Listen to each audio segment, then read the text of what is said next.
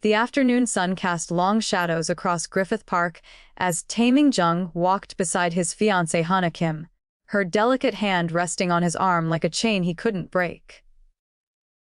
The engagement ring on her finger caught the light, a flawless 3-carat diamond that represented everything his family wanted. Alliance, power, tradition, everything except love. The wedding venue coordinator wants to meet next week. Hana's voice drifted through his thoughts. Sweet and beautiful. She has some concerns about the guest list size. Taemin nodded absently, his dark eyes scanning the park with the automatic vigilance of a man who'd made too many enemies. Children's laughter echoed from the playground, families spread across picnic blankets. Couples walking hand in hand. Normal people living normal lives, something he'd never known. Then he saw her. Time stopped. His heart slammed against his ribs so hard he wondered if Hana could hear it. There, pushing a triple stroller along the path ahead, was the woman who'd haunted his dreams for 4 years, Raven Cooper. Her dark skin glowed in the sunlight, natural hair pulled back in a messy bun, wearing simple jeans and a food truck shirt that hugged curves he remembered tracing with reverent hands. But it was the children that made his world tilt off its axis. 3 toddlers, maybe 3 years old, with unmistakable mixed features. Korean eyes in faces that bore Raven's beautiful bone structure. The little girl looked up at something in a tree, and Taemin's breath caught. Those were his eyes looking back at him. Raven's gaze found his across the distance, and the color drained from her face. For a heartbeat, they stared at each other across 4 years of silence and pain. Then she grabbed the stroller handle and ran. Taemin stood frozen as Raven disappeared around a bend in the path, his mind reeling. 3 children. 3 children who looked exactly like what his and Raven's babies would look like. The math was simple and devastating. Taemin. Hana's voice seemed to come from underwater. You look like you've seen a ghost. He had. The ghost of the only woman he'd ever loved carrying the children he never knew existed. I need to go, he said, already pulling out his phone. Go. But we haven't finished discussing the Kyong-soo will drive you home. His fingers flew over the screen, texting his right-hand man. Something urgent came up. Hana's perfectly painted lips pressed into a thin line. More urgent than our wedding planning. Yes, he thought, much more urgent than a marriage that's nothing but a business transaction. I'll make it up to you, he said, the lie tasting bitter on his tongue. 20 minutes later, appeared at the park entrance, his expression carefully neutral as always. The man had been time in shadow for 8 years, loyal to a fault and deadly when necessary. Boss, find Raven Cooper. Last known address, current employment, everything, and do it quietly. Kyong-su's eyebrows rose slightly, the most emotion he ever showed.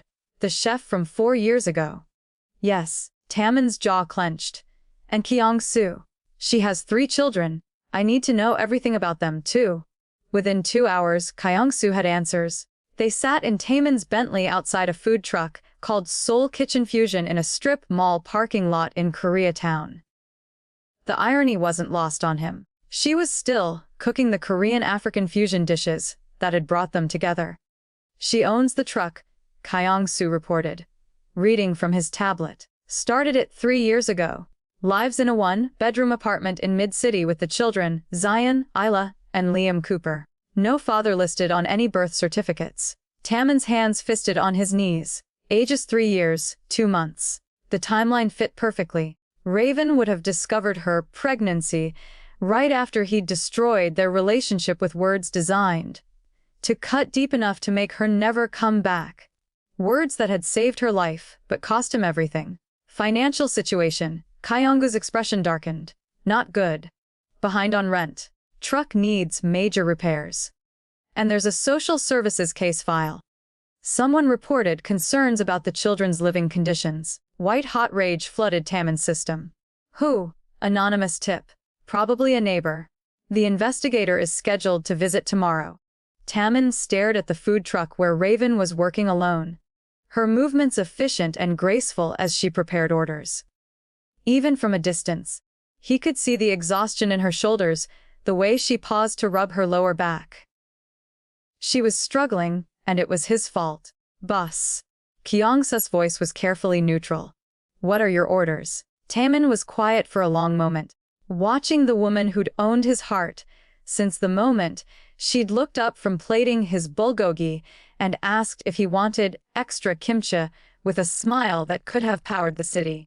I'm going to fix this, he said finally. And Miss Kim, the wedding time and thought of Hana sweet and beautifully wrong for him, thought of his family's expectations. The alliage would cement the power, it would consolidate. Then he thought of three children growing without knowing their father, because he'd been too much hang of a coward to the clout meat for one thing, or was cleaning.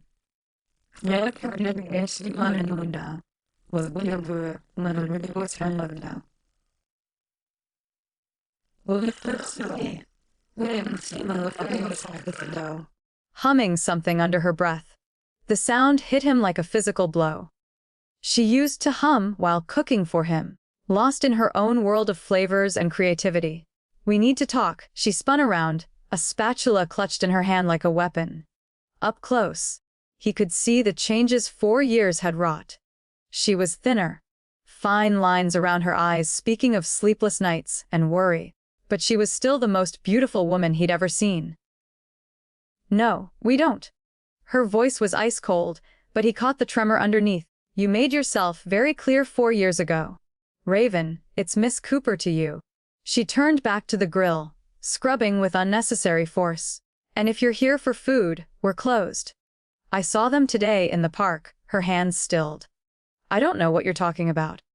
Zion, Isla, and Liam, each name was a knife to his chest. My children. The spatula clattered to the floor. Raven's shoulders shook, and for a moment he thought she might collapse.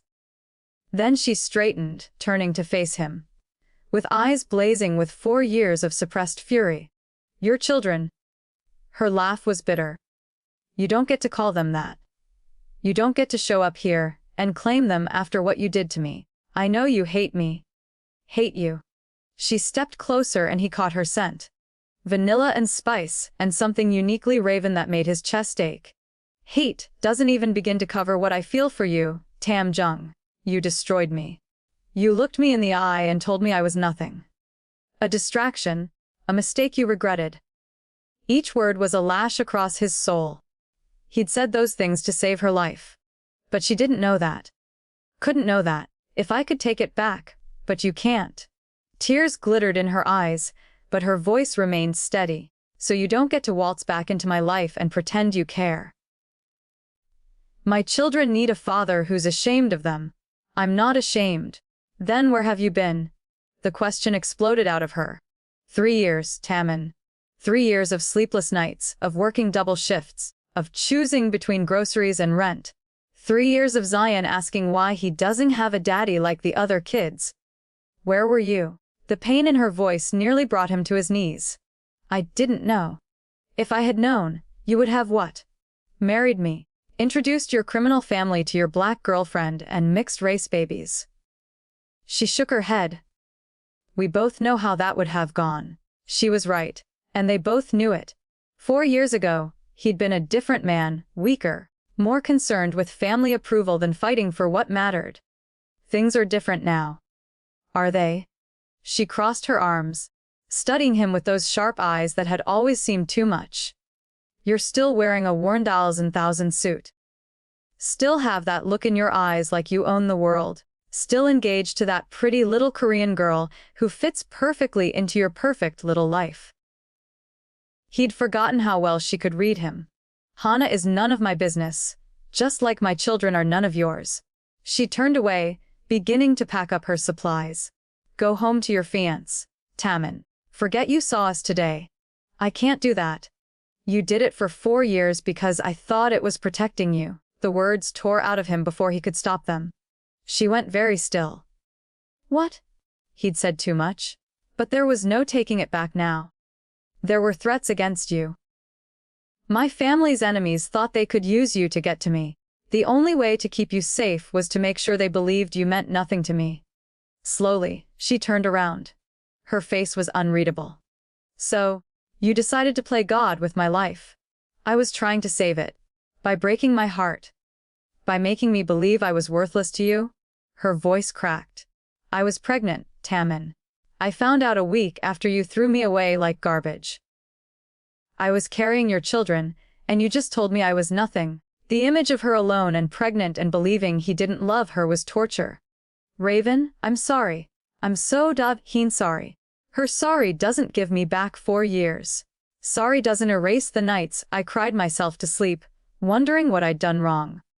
Sorry doesn't. Her voice broke completely. He stepped toward her, instinct demanding he comfort her, but she held up a hand. Don't.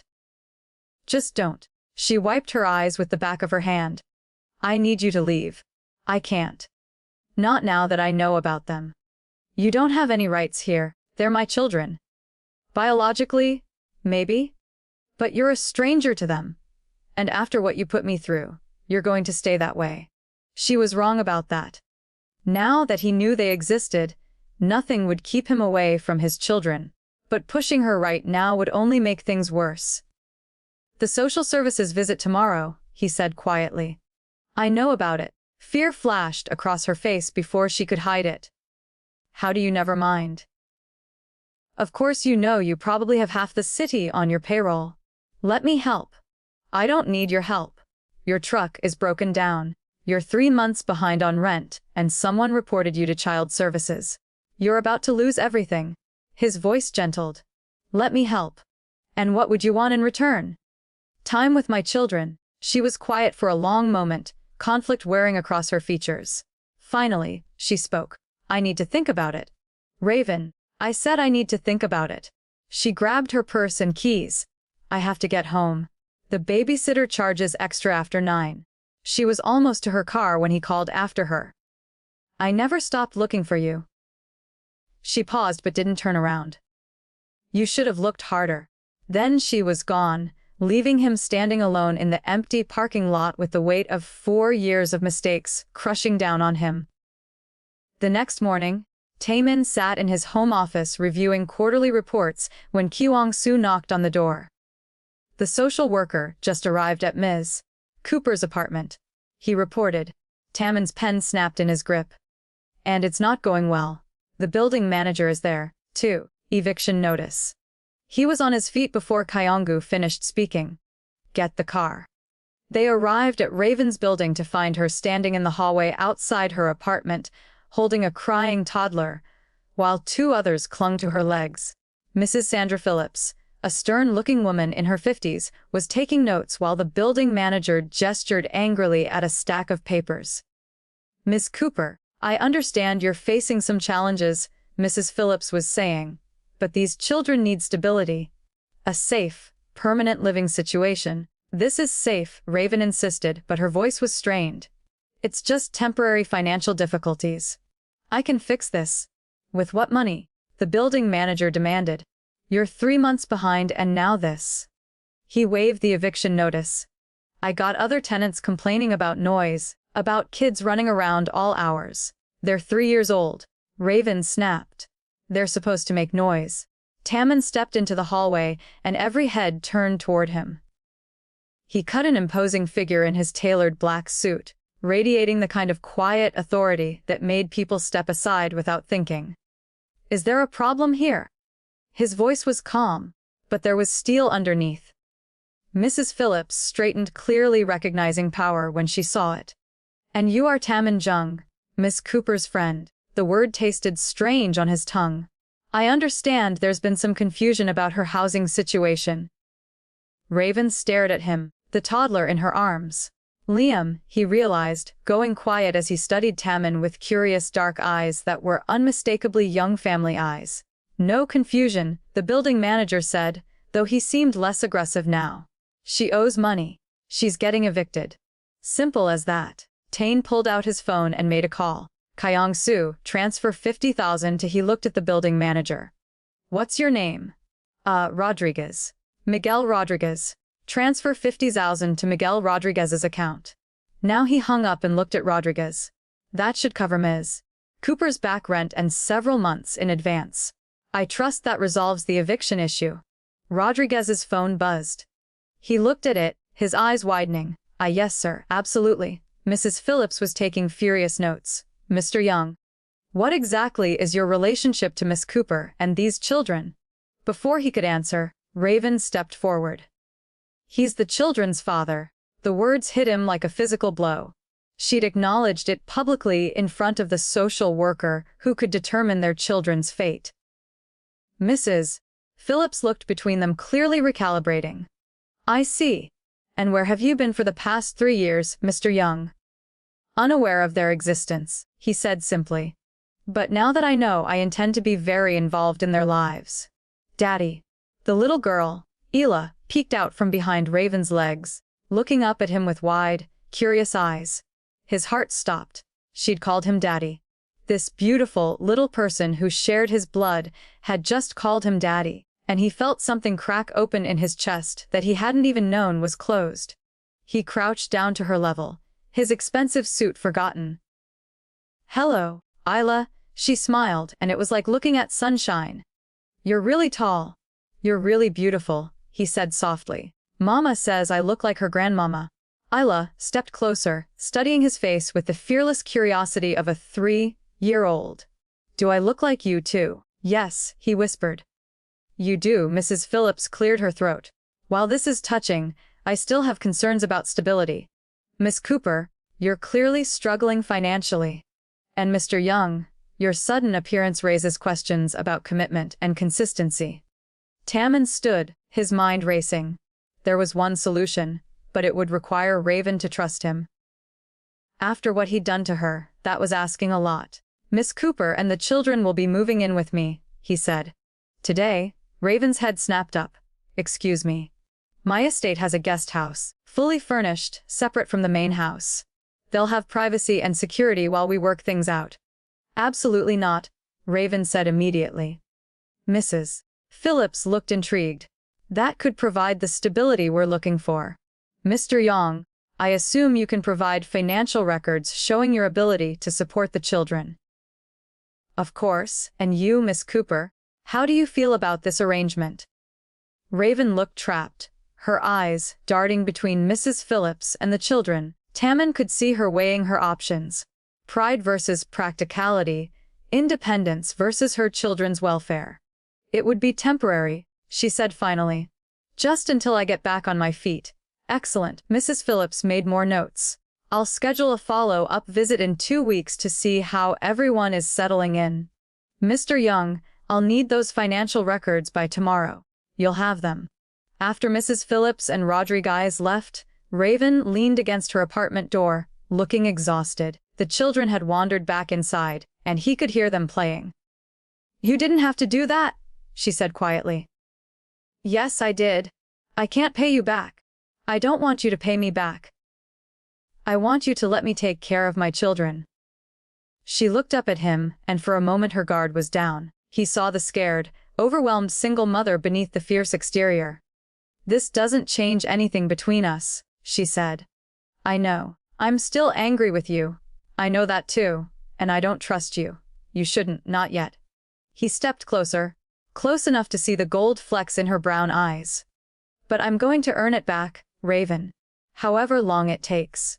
She stared at him for a long moment, then pushed off the door. I need to pack. Kyong Soo will send movers for the furniture. We don't have much furniture. The casual way she said it, like poverty was just a fact of life, made his chest tight. Then we'll get new furniture. Whatever the children need. They don't need much. Just she paused, vulnerability flickering across her face.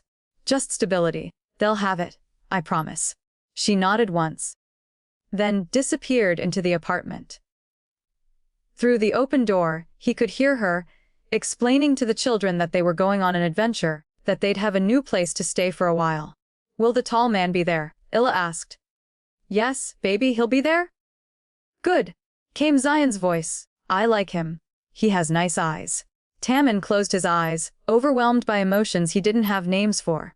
3 hours ago, he'd been a man with no family except the criminal organization he'd inherited.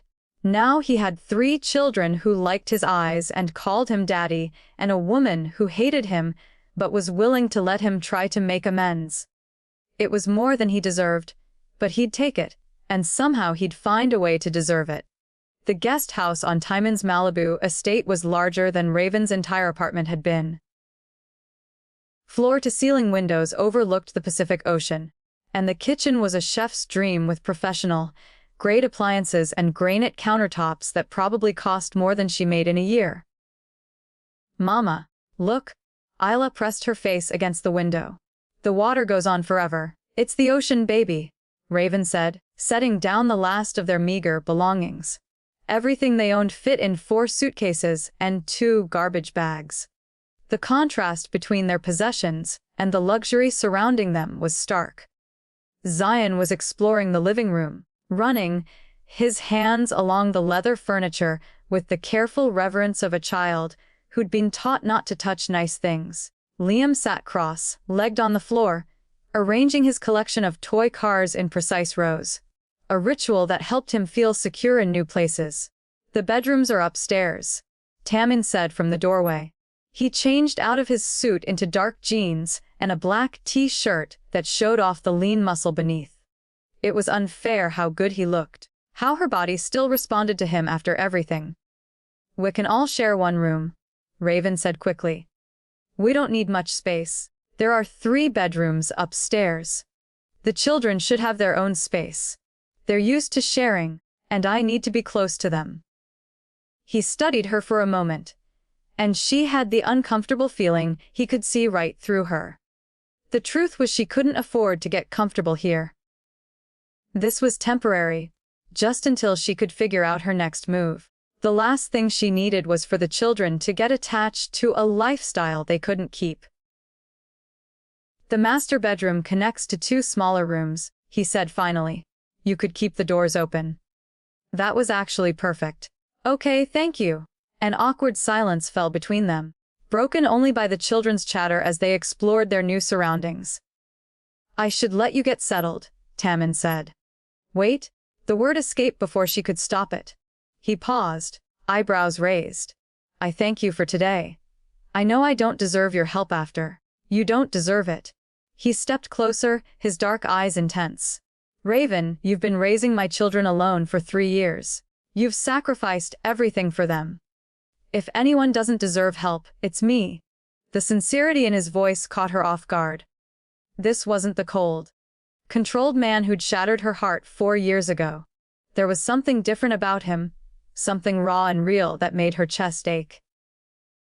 "Mama." Ella came running over, tugging on Raven's jeans. "Can we go swimming? There's a big pool." "Maybe tomorrow, baby. We need to unpack first." "I can show them the pool," Tammin offered. "If that's okay with you." Raven hesitated. Part of her wanted to keep the children close to maintain the protective barrier she'd built around their little family. But another part, the part that remembered how gentle he'd been with Isla in the hallway, wanted to see him with them, wanted to see if he could be the father they deserved. "Okay," she said, "but just for a few minutes." Watching Tammin with the children was like seeing a completely different person emerge. He crouched down to their level, listened seriously to their chatter, and answered their endless questions with patience she'd never seen him display before. At the pool, he rolled up his jeans and sat on the edge, letting them splash his feet while he told them about the fish that lived in the ocean. Liam, usually shy around strangers, gradually moved closer until he was sitting right next to Tammin, his small hand resting on the man's arm. "He doesn't usually warm up to people that fast," Raven said, settling beside them. "He's special," Tammin said, watching Liam arrange pool toys in a specific pattern. "They all are." "Liam's autistic," she said quietly. "High-functioning, but he needs routine, predictability. Changes are hard for him."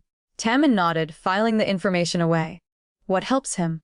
"Structure, clear expectations, and he loves numbers. He can count to 100 in 3 languages. "Which languages?" "English, Spanish, and," she paused, realizing Korean. "I taught him Korean." Tammin went very still. "You taught him Korean?" "I taught all of them basic Korean. I thought they should know something about that part of their heritage." Even if, she trailed off, not wanting to finish the sentence. Even if their father would never be part of their lives. "Show me," he said softly. Raven called to Liam in Korean, asking him to count to 10. The little boy looked up, his serious dark eyes focusing on her, then began counting in perfect Korean pronunciation. When he finished, he looked at Taemin expectantly. Very good. Taemin said in Korean and Liam beamed. You understand me? Liam said in Korean, his words careful but clear. Yes, I understand you. Taemin replied in the same language. Would you like to learn more Korean words? Liam nodded enthusiastically, and for the next 20 minutes, Taemin patiently taught him new vocabulary while Zion and Isla played in the shallow end of the pool. Raven watched, her heart doing complicated things in her chest. This was what she'd dreamed of back when she was pregnant and terrified and still believing in fairy tales. She'd imagined time teaching their children about their Korean heritage, being the kind of father who was present and engaged and loving. But dreams were dangerous things. She learned that the hard way. Mama, I'm hungry. Zion announced, climbing out of the pool. I'll make dinner, she said, grateful for the distraction. The kitchen is fully stocked. Ta said. Kyung-soo made sure of that. You don't have to. I want to cook for them. For you. She met his eyes, seeing something vulnerable there. Please, let me do this. How could she say no to that? Okay. In the kitchen, she fell into the familiar rhythm of cooking, the children playing nearby, while Thien watched from the breakfast bar. She made kimchi fried rice with bulgogi, comfort food that bridged both their cultures. You still cook Korean food, he observed. The children like it, and it reminds me. She stopped. Not wanting to admit that it reminded her of him, of the nights they'd cooked together in his penthouse. Her teaching him about soul food while he showed her the dishes his grandmother had made. Reminds you of what? Nothing. Just better times. It was quiet for a moment. I remember the first meal you cooked for me. Bulgogi tacos with kimchi slaw. You said it was fusion blasphemy. I was wrong. It was brilliant. His voice was soft. You were brilliant. She kept her eyes on the pan, not trusting herself to look at him. That was a long time ago. Not that long. Long enough. When dinner was ready, they sat around the small dining table like a real family. The children chatted about their day, asking time, in questions about the house and the ocean and whether there were sharks in the water. Are you going to live here, too? Isla asked, twirling noodles around her chopsticks with the concentration of a surgeon. Taemin glanced at Raven. I live in the big house. You're staying in the guest house. Why don't you live with us? Because he struggled for an answer that would make sense to a 3-year-old, because your mama and I are still figuring things out. Oh, Isla considered this. When you figure it out, will you live with us then? Raven's heart clenched. Illa, it's not that simple. Why not? Because your father broke my heart into so many pieces. I'm still finding fragments. Because I can't trust him not to do it again. Because I'm terrified of wanting something I can't have. Because grown-up relationships are complicated, she said instead. After dinner, Taemin helped with bath time and bedtime stories. His presence both natural and surreal. He read to them in Korean, his deep voice soothing as he translated the stories into English when they asked questions. When the children were finally asleep, Raven found him standing on the deck looking out at the ocean. The moon was full, casting silver light across the water.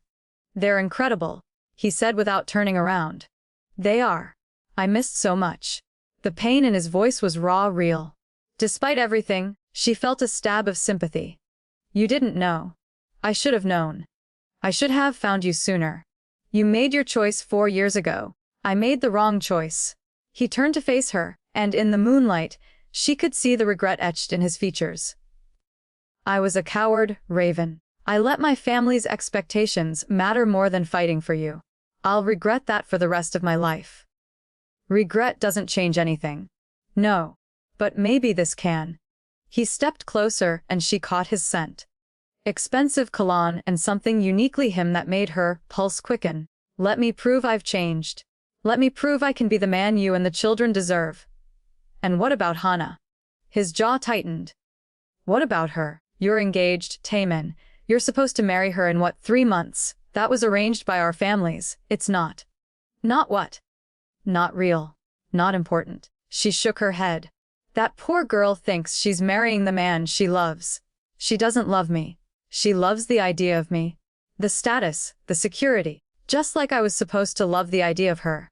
But you don't. No. His eyes found hers. Dark and intense. I don't. I never have. There's only been one woman I've ever loved, and she's standing right in front of me. The words hit her like a physical blow. She dreamed of hearing him say he loved her. Back when she was young and naive and believed love could conquer anything. Don't, she whispered. Don't what? Don't say things like that. Don't make this about love when it's really about guilt and obligation. You think that's what this is? I think you're a man who's just discovered he has children and you're confusing responsibility with emotion. He stepped closer, close enough that she had to tilt her head back to meet his eyes. You're wrong, am I? I've thought about you every day for 4 years. I've compared every woman to you and found them lacking. I've woken up reaching for you and gone to sleep wishing I could take back every cruel word I said. His voice was rough with emotion. That's not guilt, Raven. That's love. Her breath caught. She wanted to believe him. Wanted it so badly it physically hurt. But she'd believed him before, and it had nearly destroyed her. I can't do this, she said, backing away. I can't let you hurt me again. I won't. You can't promise that. You couldn't promise it 4 years ago, and you can't promise it now. She wrapped her arms around herself, suddenly cold, despite the warm evening air. Your family still won't accept me. Your world still won't accept us. And everything has changed. Everything has changed. I have children now. I have something worth fighting for. You had something worth fighting for before. You just chose not to fight. The words hung between them like a blade. She saw him flinch. Saw the truth of it hit home. You're right, he said quietly. I was a coward before, but I'm not anymore. Prove it. How? She met his eyes, her heart hammering against her ribs. End your engagement. Tell your family about us, about the children. Choose us over them publicly and permanently. He was quiet for a long moment, and she could see the war playing out across his features. Family loyalty versus love, duty versus desire. The same battle he'd fought 4 years ago. The same battle he'd lost. I need time, he said finally. Time for what? To figure out how to have both. To find a way to keep me as your dirty little secret while you marry someone else. She shook her head. I won't be hidden away again, Tammin. And I won't let my children be hidden either. That's not what I want. Then what do you want? You them a life together. Then take it. Stop asking permission from people who don't care about your happiness, and take what you want. She turned to go inside, but his voice stopped her. And if choosing you means losing everything else, my family, my position, my power. She looked back at him.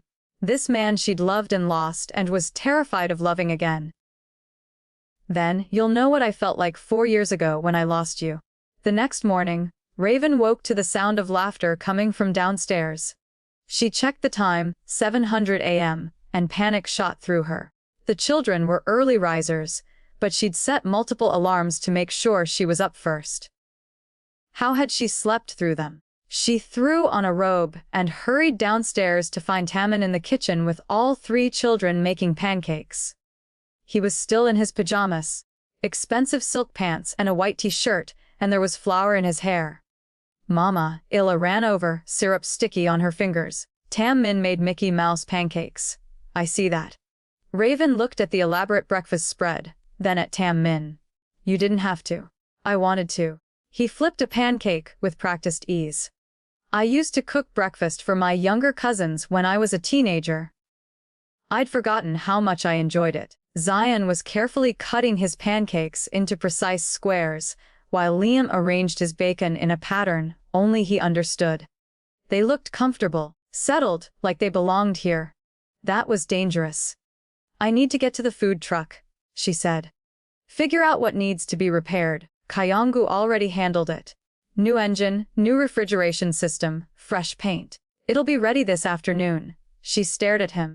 You can't just fix everything with money. I'm not trying to fix everything. I'm trying to help by taking over my life. The children looked between them, sensing tension. Taman's expression softened. "Can we discuss this later?" She wanted to argue but not in front of the children. "Fine, but we are going to discuss it." After breakfast, Taman announced he had to go to work, but would be back for dinner. The children hugged him goodbye like it was the most natural thing in the world. And Raven's chest tightened watching them. They were getting attached. She could see it happening. The way Liam sought Taman's approval. How Zion asked when he was coming back. The way Ela had started calling him Daddy Taman, like it was his official title. What happened when this arrangement ended? When Taman decided his family's approval mattered more than their little makeshift family, the children would be devastated. She spent the day trying to establish some normally, taking them to the beach and letting them play in the sand, while she worried. Her phone buzzed with a text from Brianna Wilson, her best friend and the only person who knew the whole truth about Tae-min. "Girl, where are you? Your building manager said you moved out." Raven sighed and called her. "Please tell me you didn't do something crazy," Brianna said by way of greeting. Define crazy. "Oh no, what did you do?" "I'm staying at Taman's house." Silence. "Then I'm sorry. Did you just say you're staying at the house of the man who destroyed your life?" "It's complicated. It's stupid." Raven, "Honey, I love you, but have you lost your damn mind? He's their father. Bri. He's also the man who told you that you meant nothing to him. The man who made you cry for 6 months straight. The man who I know what he did." Raven watched Zion help Liam build a sand castle. Their dark heads bent together in concentration. "But he's different now." "Different how? Did he get a personality transplant?" "He's good with them. Patient. Kind. You should see him with Liam. He spent an hour teaching him Korean numbers yesterday." "And what about with you?" Raven was quiet for a moment. "That's complicated." "Complicated how?" "He says he loves me. Says he's always loved me. And you believe him?" "I don't know. Maybe. Sometimes when he looks at me, it's like she struggled for the words. Like the past 4 years never happened. Like we're still those people who couldn't keep their hands off each other." "But you're not those people. You're a mother now, and he's still a criminal with a family who hates you." "I know." "Do you? Because it sounds like you're falling for him again." "Was she?" Raven thought about the way her pulse quickened when he walked into a room, the way her body still responded to his presence like a tuning fork struck against crystal. "I'm trying not to try harder. Those babies need stability, not another heartbreak." After she hung up, Raven sat on the beach watching her children play. Brianna's words echoing in her head. Her friend was right. She was falling for him again, despite every logical reason not to. But logic had never been her strong suit, where Tae-min was concerned. That evening, he returned home with bags from an expensive toy store and enough takeout to feed an army. "You don't have to buy them things," Raven said, watching the children tear into packages with gleeful abandon. "I want to. I have 3 years of birthdays and Christmases to make up for." "That's not how it works." "Then how does it work?" "Tell me, because I'm making this up as I go along." The honesty in his voice caught her off guard. "You just be present, consistent. You show up every day, even when it's hard." "I'm trying to do that." "For how long?" "Until the novelty wears off. Until your family puts enough pressure on you to walk away." He was quiet for a moment, watching Liam methodically arrange his new toy cars by color and size.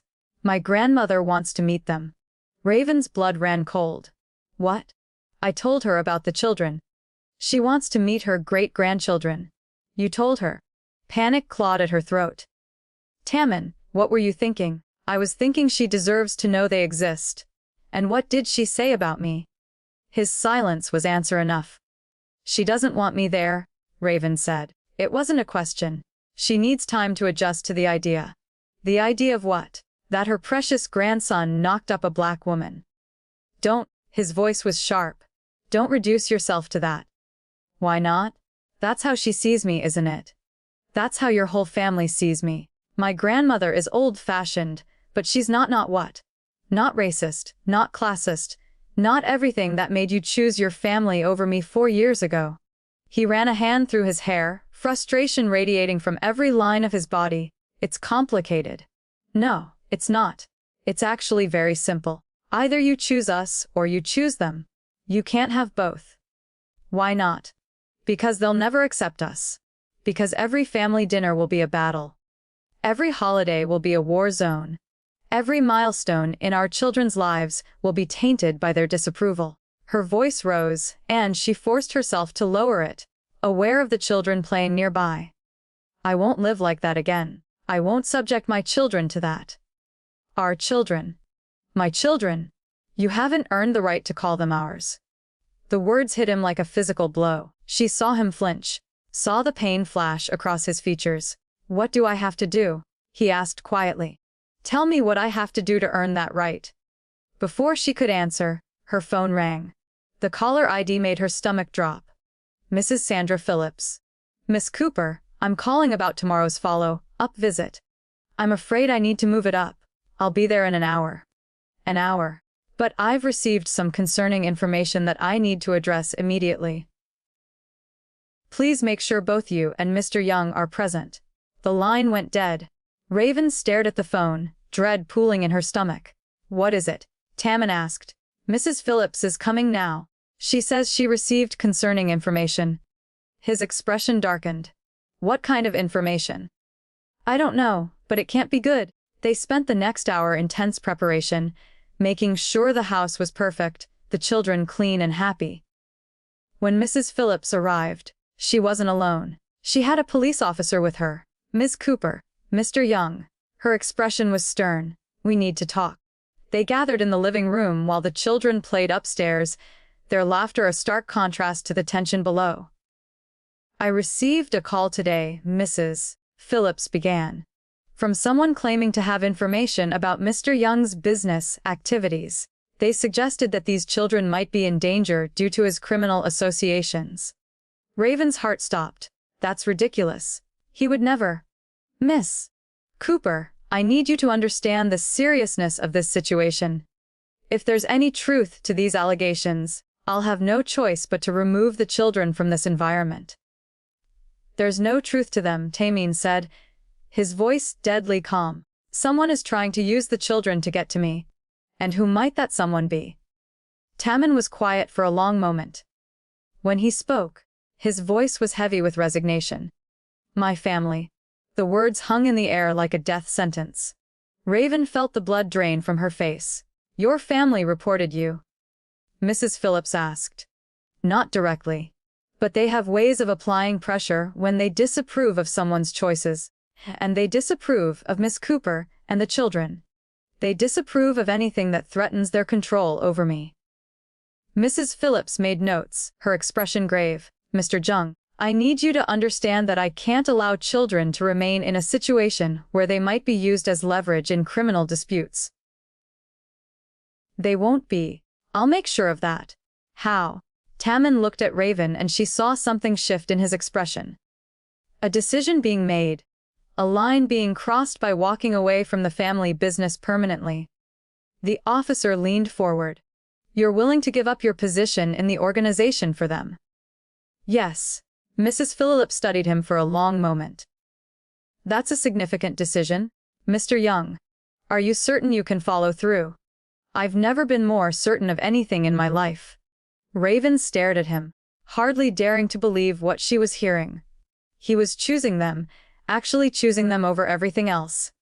I'll need documentation, Mrs. Phillips said. Proof that you've severed ties with any criminal organization, and I'll need it within 48 hours, or I'll have to remove the children. After Mrs. Phillips and the officer left, Raven and Tammin sat in stunned silence. You can't do this, she said finally. I can. I will. Tammin, that's your entire life. Your family, your power, everything you've worked for. None of it matters without you and the children. But if you walk away, you'll have nothing. He turned to look at her, his dark eyes intense. I'll have everything that matters. The sincerity in his voice, the absolute certainty, took her breath away. This was what she'd asked for him to choose them publicly and permanently.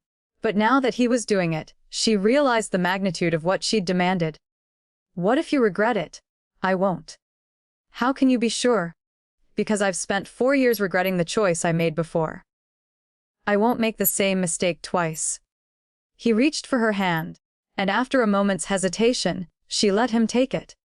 His fingers were warm, familiar, and she felt some of the walls around her heart begin to crack. I love you, Raven, he said quietly. I've loved you since the moment you smiled at me over a plate of bulgogi and asked if I wanted extra kimchi. I'll love you until the day I die and probably long after that. Tears pricked her eyes. Ta-min, I know you don't trust me yet. I know I have to prove myself. But I'm going to do whatever it takes to earn your love back. You never lost it, she whispered. His breath caught. What? You never lost my love. I tried to stop loving you. Tried to hate you, but I couldn't. Even when I thought you didn't care about me, even when I was sure you'd never want our children, I couldn't stop loving you. He cupped her face in his hands, his thumbs brushing away tears she hadn't realized were falling. Then give us another chance. Let me prove I can be the man you deserve. She looked into his eyes, seeing the boy she'd fallen in love with beneath the powerful man he'd become, seeing hope and fear and desperate love all tangled together. Okay, she whispered. Okay, I'll give us another chance. He kissed her, then soft and sweet and full of promise. It tasted like coming home.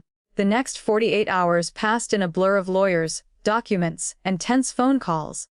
Ta-min moved with the focused determination of a man who'd finally found his purpose, systematically dismantling the life he'd built to create space for the life he wanted. Raven watched him work, still hardly believing he was actually doing it. He met with federal prosecutors offering information in exchange for immunity. He transferred his legitimate business holdings into a trust for the children. He formally resigned from every position he held in the Young Family Organization. And when elderly Hada No-Hain arrived at the estate with 2 cars full of enforcers, Ta-min met them at the gate alone.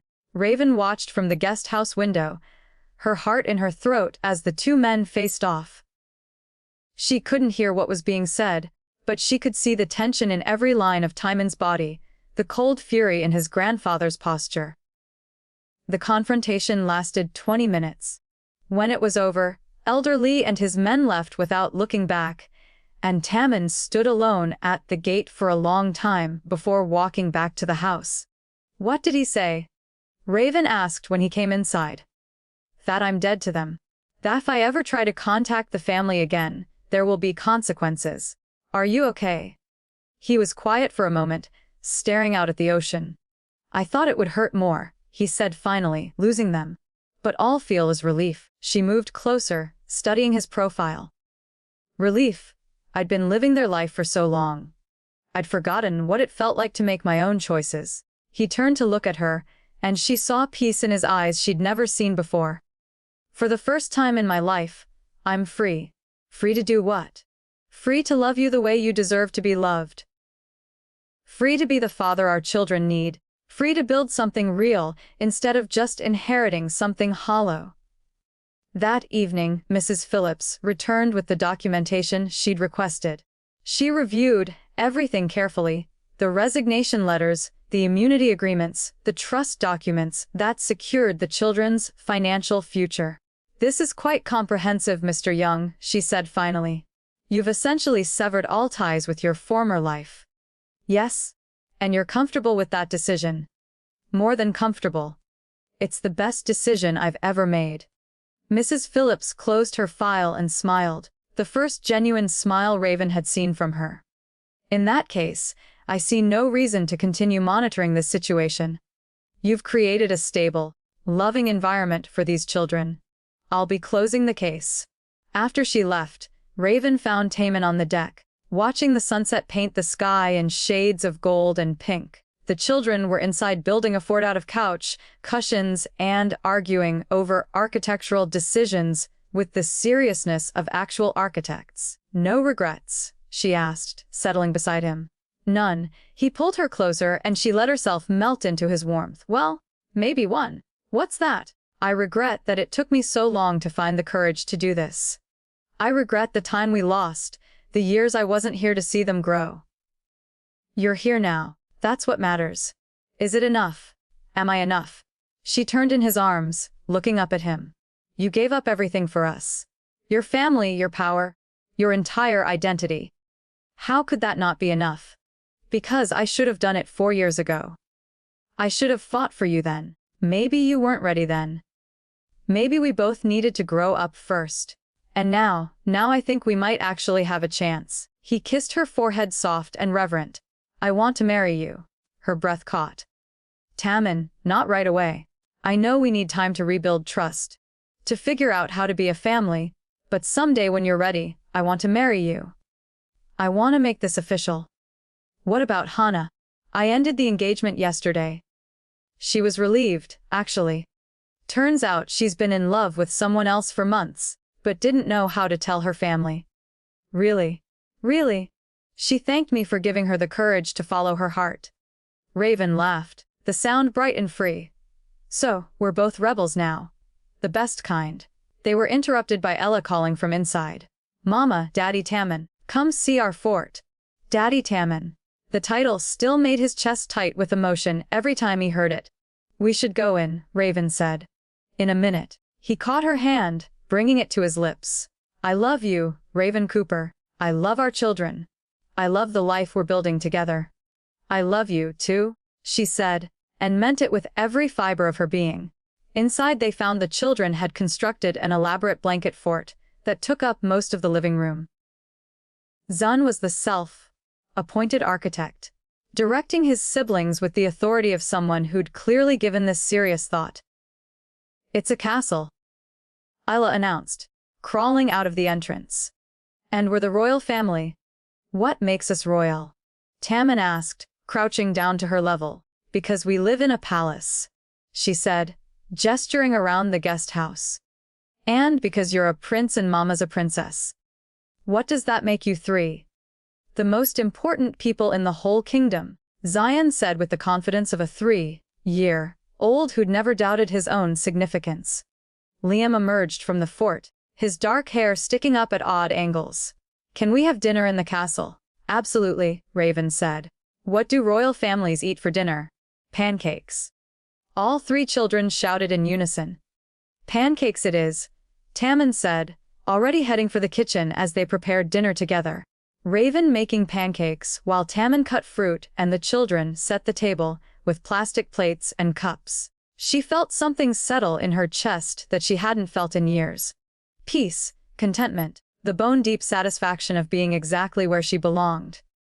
Mama, Illa said, tugging on her pajama pants. Are you and Daddy Tammin going to get married? The question caught her off guard. Why do you ask that, baby? Because married people live together and take care of each other and love each other. And you do all those things out of the mouths of babes. Raven glanced at Tammin, who was watching the conversation with barely concealed hope. Maybe someday, she said carefully. Good, Isla said with satisfaction. Because I want him to be my real daddy forever. He is your real daddy, Raven said softly.